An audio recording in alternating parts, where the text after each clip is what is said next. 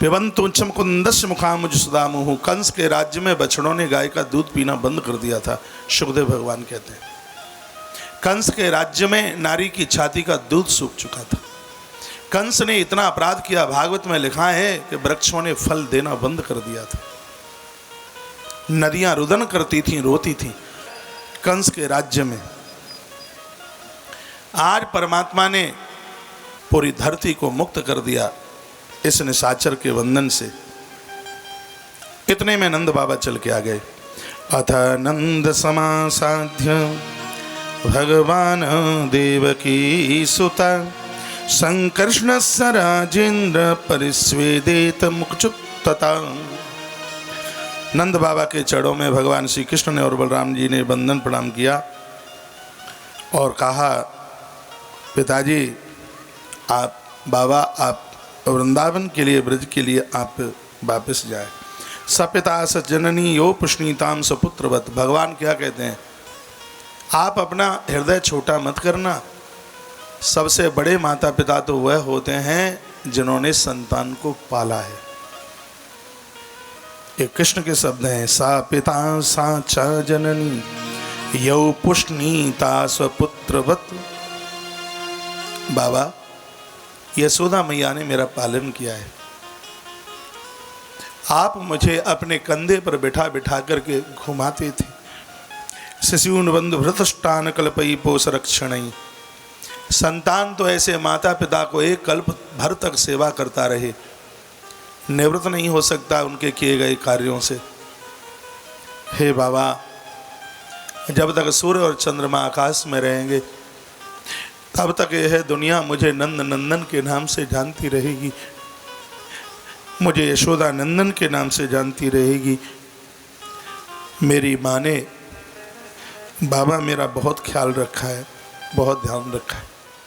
नंद बाबा ब्रजवासियों के साथ रोते बिलखते श्री ब्रज के लिए वापस चले गए। और इधर माता देवकी ने वसुदेव जी महाराज को कहा, भगवान ने तो कह दिया था, हे ताति योम ब्रह्म याता वयमिष्मान देवम दुखितान दृष्ट में स्माम। ये मैं जानता हूँ कि मेरी वजह से आप दुखते हैं, लेकिन बाबा मेरे कुछ काम अभी बकाया हैं, उनको मुझे पूरा करना ही पड़ेगा। एवं कृष्ण सगोपम नंदम सात्वितम वस्त्र अलंकार शापित पात्रादि पुष्पतांबूल सुगंधी अभिविश्य पूजयामास। इसमें लिखा है कि वस्त्र नंद बाबा को कृष्ण ने अपने हाथों से दिए, फूल पत्तियों से पुष्पों से नंद बाबा का पूजन भगवान ने किया। ए मुक्तो नंदो अश्रुपूर्ति आपूर्य प्रेम लुताम गोपई सह ब्रजम ययु। रोते हुए नंद बाबा गए। हम जीवन ऐसा जिए, आंसू दो तरह के होते हैं, एक खुशी के और एक दुखी के, दुख के और एक हैं प्रसन्नता के। हमारी वजह से किसी की आंख में खुशी के आंसू निकलें तो समझ लेना कि हम देवीय जीवन जी रहे हैं, और हमारी वजह से यदि किसी की आंख में दुख के आंसू निकले तो समझ लेना कि हम निशाचरीय वृत्ति का जीवन जी रहे हैं। ऐसा वर्णन भगवान सुखदेव ने किया। तेव्यो दक्षिणा सुलंकृता सवत्सा गाह ददहु। कहा, बाबा अपने ब्रज में गायों की तो कोई कमी नहीं है, बाबा मैं बहुत शीघ्र ही वापस चल करके आऊँगा। ये कह करके कृष्ण बहुत फूट फूट करके रोए। नंद बाबा चले गए। वसुदेव महाराज को माता देव की आज बोली है, बच्चे बड़े हो गए हैं, इनको कहीं किसी गुरुकुल में प्रवेश करा दिया जावे। तो अथो गुरुकुले वासां एक छंताबुपजग्मतु कासम सांदीप निर्नाम अवंतीपुरवासिना। इस श्लोक में कास्य शब्द लिखा है। कास्य शब्द का अर्थ है कि एक ऐसा ब्राह्मण जो काशी में रहता था। एक दिन भगवान विश्वनाथ की सेवा इस ब्राह्मण के द्वारा हुई। भगवान भोलेनाथ प्रकट हो गए। चरणों में ब्राह्मण सांदीपन चरणों में गिर पड़े। कहा, प्रभु बड़ी कृपा आपने की है, प्रत्यक्ष रूप से दर्शन दिया। भोलेनाथ ने कहा कि मेरा एक आदेश है तुम्हारे लिए। आदेश यह है मेरा, अवंतीपुरवासिनी, अवंत का उज्जैन में तुम वास करोगे। यूथोपसाद्य तौ दान्तौ गुरौ व्रतमनिन्दिताम। यह मेरा वरदान है तुम्हारे लिए कि स्वयं 3 लोक के नाथ धरती पर चल करके आएंगे उनको तुम्हें उनका गुरु बनने का सौभाग्य प्राप्त होगा। तथा चान्वक्ष की विद्या राजनीति च षड्विदाम, वो तुमसे दर्शन सीखेंगे, वो तुमसे उपनिषद सीखेंगे और वह परमात्मा तुमसे राजनीति सीखेंगे, ऐसा भगवान शंकर बोले। श्रीमद् भागवत के 10वें स्कंद के 45वें अध्याय की कथा चल रही है। तत्पश्चात आज वसुदेव जी महाराज ने अपना रथ सजाया और वह चल पड़े। गुरुदेव सांदीपन के आश्रम में पहुँचे। कृष्ण बलराम वहाँ 64 दिन तक रहे। ये अपनी तरफ से नहीं बोला जा रहा है 64 दिन तक रहे, ये लिखा है कि अहोरात्रि चतुष्ष्ट्या संयतो तावती कला। 64 दिन, 60 + 4 लिखा है चतुष्ष्ट्या, चतु माने 4, षष्ट्या 60, यानी 60 + 4 64 दिन। 64 दिन भगवान रहे। गुरु दक्षिणया आचार्यम छंदयामास तूर्णप। हे राजन सुनिए, विद्या वही सफल होती है जिसकी दक्षिणा चुकाई गई हो।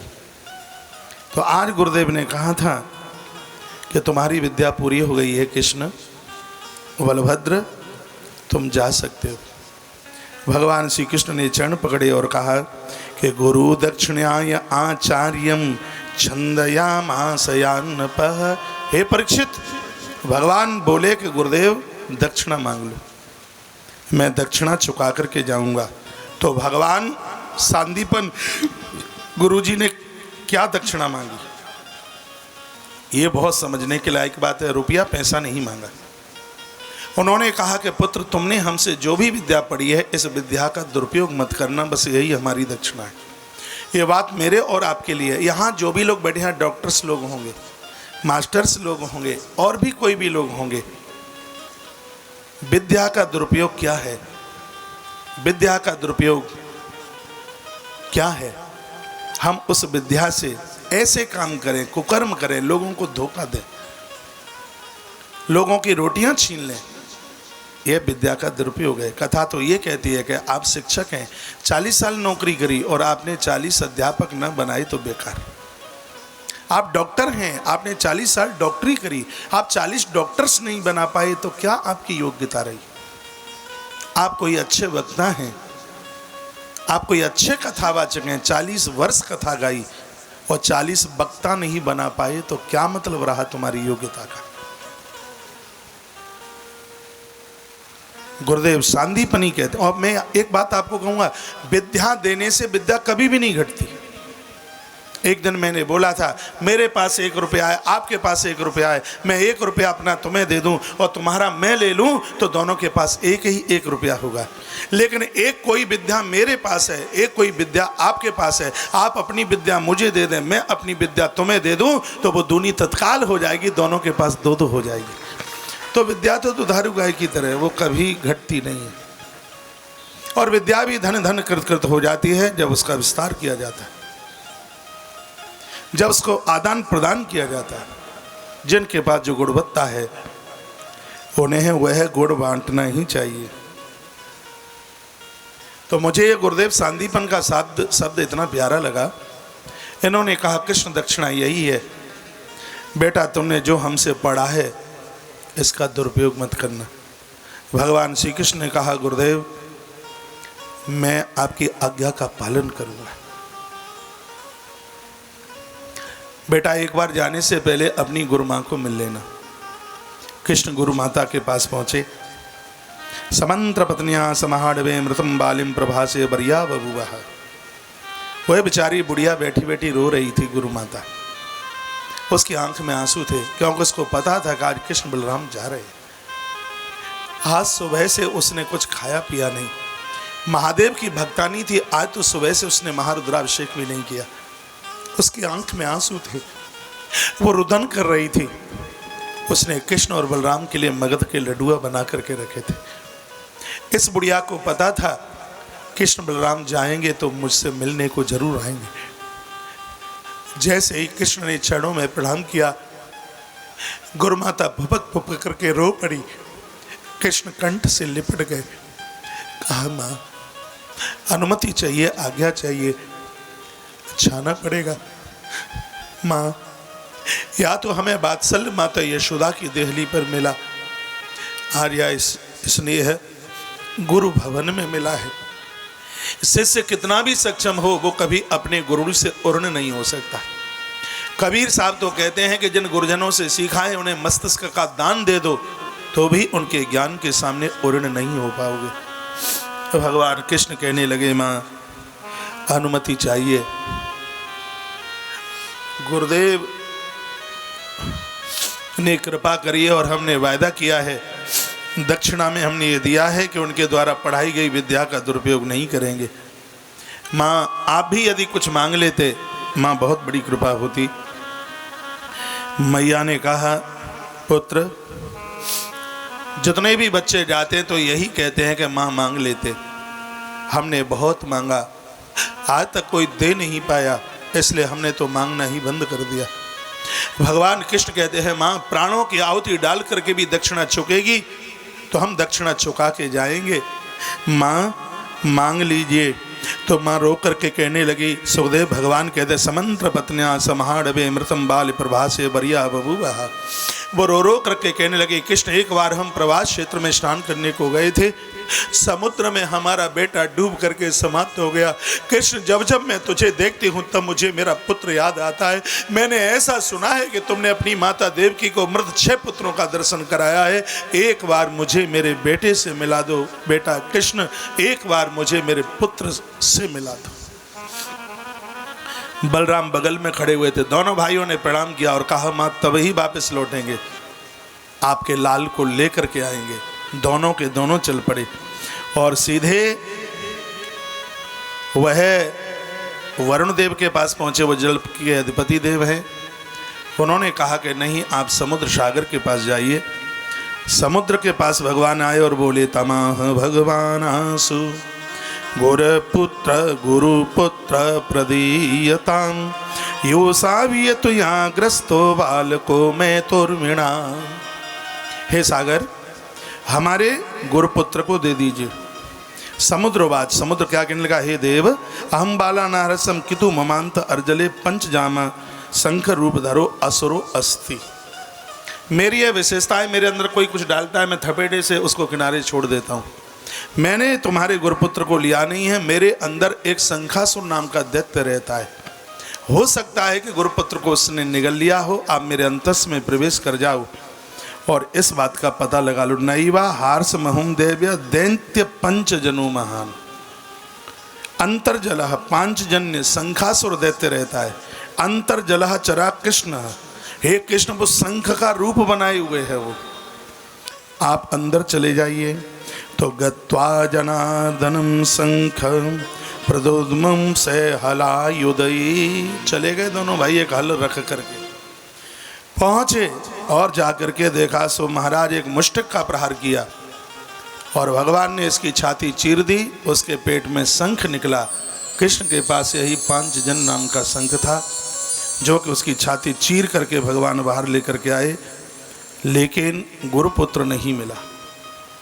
भगवान श्री कृष्ण और बलराम सीधे यमराज के पास पहुंचे। यम के दूतों ने देखा कि यहाँ तो मरे मराए लोग आते थे, ये दोनों जिंदे कैसे आ रहे हैं।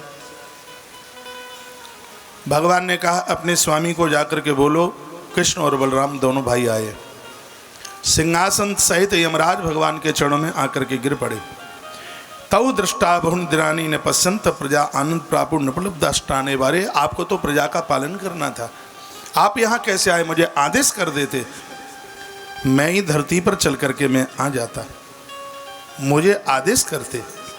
भगवान कहने लगे कि गुरुपुत्राम यहाँ नीतम निज कर्म निबंधनम आन यस्व महाराज मक्षासन पुरस्कृता। ये यम बिना कुछ बात किए हुए मुझे मेरा गुरुपुत्र चाहिए, मेरी गुरुमाता का लाल चाहिए। तो इसमें तो सीधा लिखा है कि शीघ्र ही, बिल्कुल देर नहीं लगाई और उसने गुरुपुत्र को ला करके दे दिया।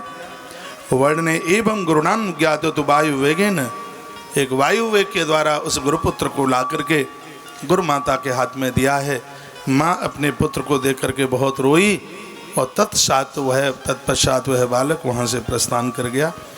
और भगवान श्री कृष्ण गुरु माता से अनुमति आज्ञा लेते हुए सम्यक संपादितो वत्सा भवद्वाहा वो निष्क्रिया मैया ने बड़ा आशीर्वाद दिया था। उसके तत्पश्चात भगवान सीधे मथुरा के लिए चले आए। मथुरा में भगवान की प्रतीक्षा थी, भगवान का बहुत आदर हुआ, मान हुआ। परमात्मा सभी वेद वेदांग यहाँ से सब पढ़, उनको क्या पढ़ने की ज़रूरत थी? ये तो सब कथाएं इस संसार के लिए है। वो बताना चाहते हैं कि गुरु कृपा के बिना तो ईश्वर भी विद्या को प्राप्त कर नहीं पाएगा, ऐसा कि भागवत में लिखा हुआ है। कहा वह बान होम नष्ट लब्ध धना एवं गुरु कृपा से मोह नष्ट होता है। और जब तक परिवार से मोह नष्ट नहीं होगा तब तक विद्यार्थी विद्या को प्राप्त कर ही नहीं पाएगा। बच्चे जितने माता पिता से दूर रहेंगे पढ़ाई के काल में उतने ही वो पढ़ लेंगे। और वो एक कान से पूरी पंचायत सुनता है, हाँ, दूसरे कान से कुछ अपनी किताबों की बात, लेकिन वो संभव होता नहीं है। इसलिए भगवान श्री कृष्ण पढ़ाई के काल में अपने घर से बड़े दूर रहे।